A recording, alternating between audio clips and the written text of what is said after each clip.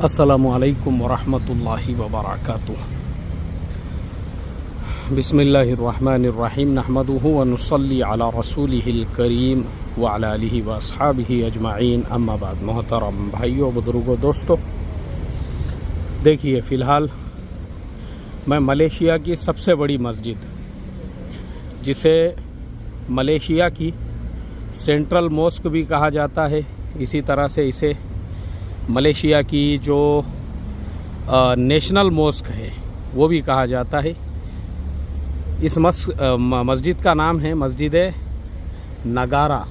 अब मैं आपको, जो लोग भी मलेशिया आएंगे या कुआलालंपुर आएंगे, आप लोगों को इसका सिंपल रास्ता बताता हूँ आने का, क्योंकि अक्सर ऐसा होता है लोग जो है वो यहाँ पे काफ़ी दिक्कतें होती है, क्योंकि यहाँ बोर्ड नहीं लगे हुए हैं, लेकिन उन्होंने रास्ते बड़े अच्छे बनाए हुए हैं।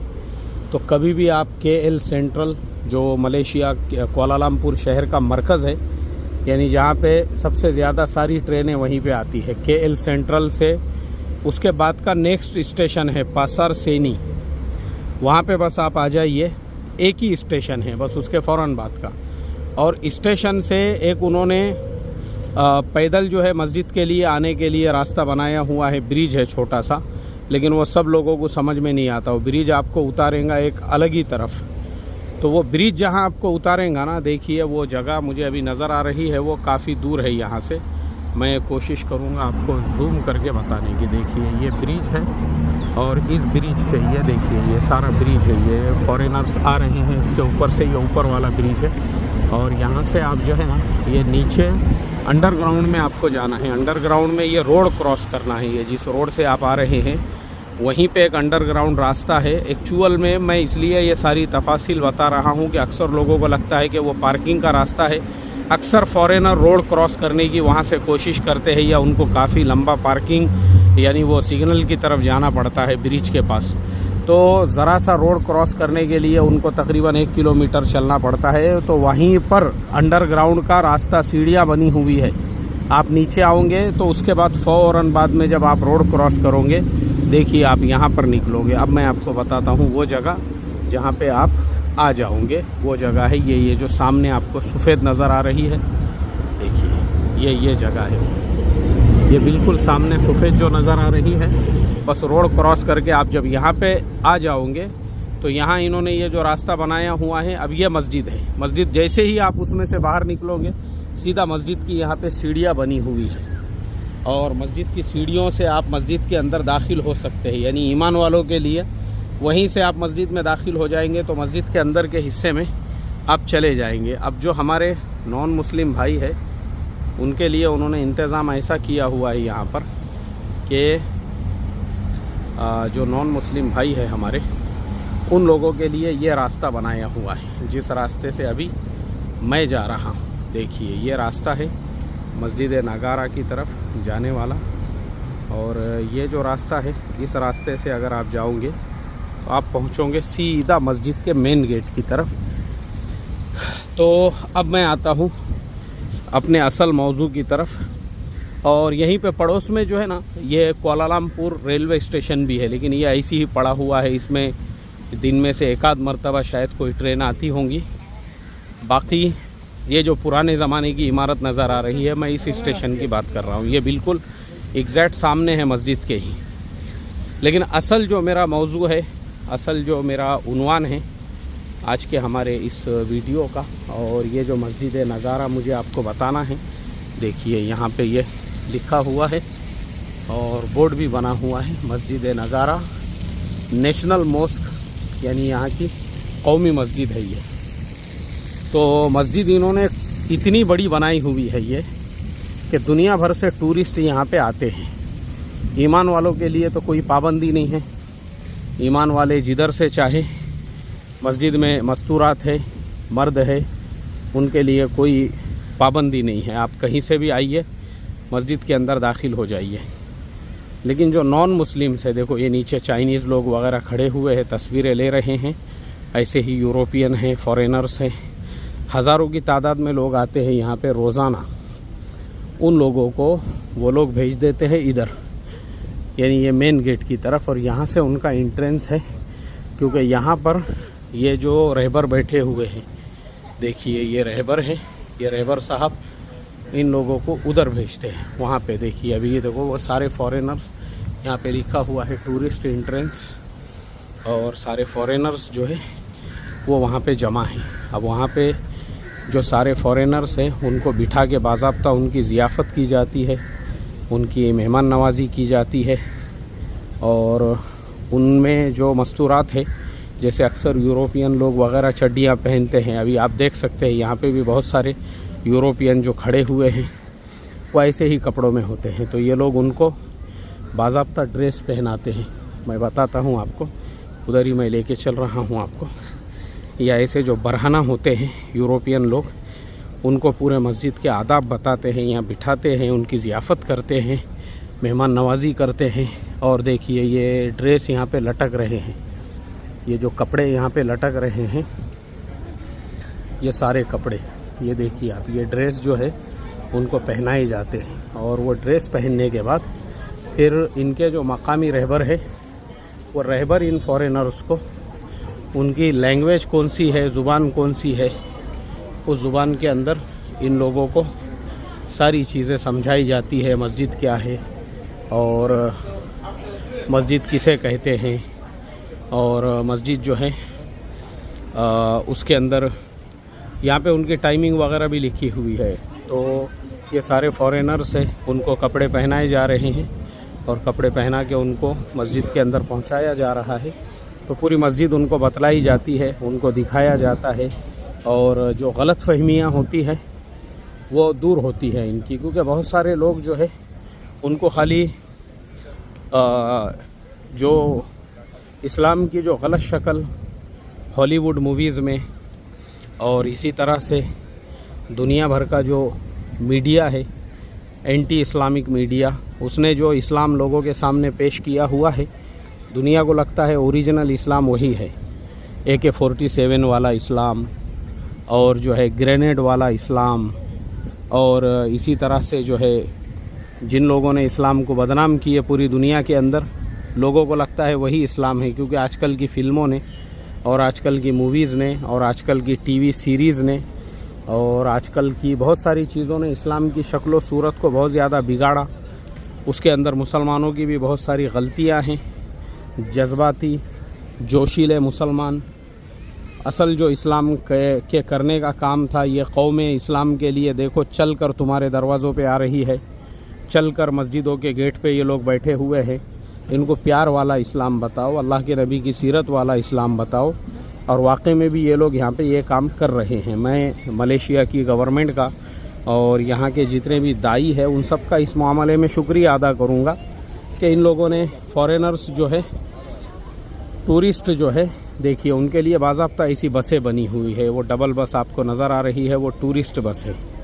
उस बस के अंदर आप सवार हो जाइए तो शहर जो घुमाया जाता है, फिराया जाता है, उसी के साथ साथ ये मस्जिद आप लोगों को ख़ास तौर पे दिखाई जाती है यहाँ पे टूरिस्टों को, और उनको लाया जाता है बाज़ाब्ता यहाँ पे और बताई जाती है मस्जिद जो खूबसूरत बनी हुई है। असल मस्जिद बनाने के साथ, बताने के साथ में इस्लाम का तारुफ ये लोगों के साथ में कराया जाता है। अब ये हमारे लिए इंतहाई अफसोसनाक बात है, भारत के जैसे मुल्कों में आज जो नफ़रत का माहौल है उसके लिए सिर्फ मुसलमान ज़िम्मेदार हैं। मुसलमान कहते हैं इसके लिए ये संगठन ज़िम्मेदार है, वो संगठन ज़िम्मेदार है। मैं किसी को ज़िम्मेदार नहीं समझता हूँ। मैं सिर्फ़ और सिर्फ मुसलमानों को इसके लिए कसूरवार और ज़िम्मेदार समझता हूँ, क्योंकि भारत के मुसलमानों ने अपने मस्जिदों के दरवाज़े बंद किए। किसके लिए? खुद मुसलमानों के लिए, खुद मुसलमानों के लिए। हर मस्जिद पे बोर्ड लगा हुआ है, ये मस्जिद फ़लाने मसलक की है, फ़लाने जमात की है। और मैं किसी पर तोहमत और बहतान नहीं लगा रहा हूँ, खुद मेरे साथ ऐसे वाक़यात पेश आ चुके हैं। क्योंकि मैं अक्सर सफ़र वग़ैरह में रहता हूँ, कहीं पे भी नमाज़ पढ़ता हूँ।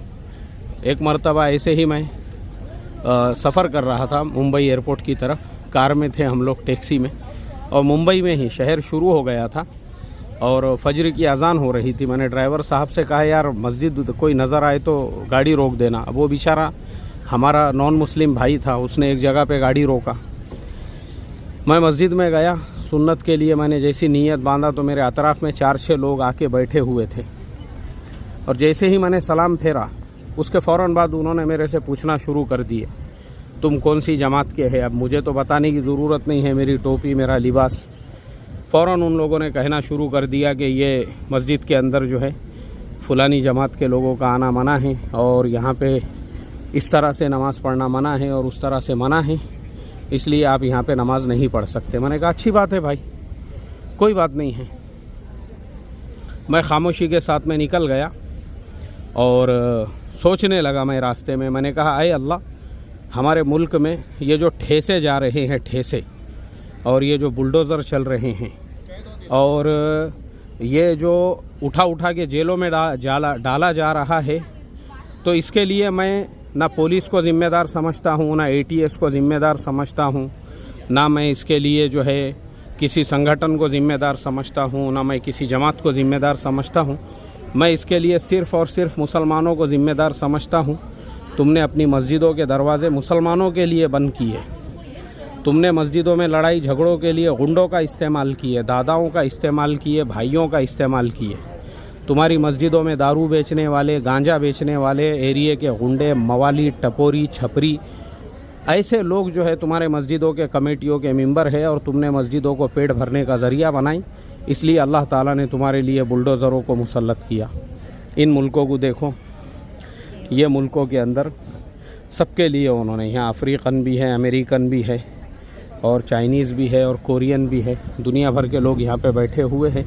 सारे लोगों को लिबास पहना के इन्होंने कहा कि नहीं, हमारी मस्जिदों के दरवाज़े सबके लिए खुले हुए हैं। सबके लिए उन्होंने अपने मस्जिदों के दरवाज़े खोले।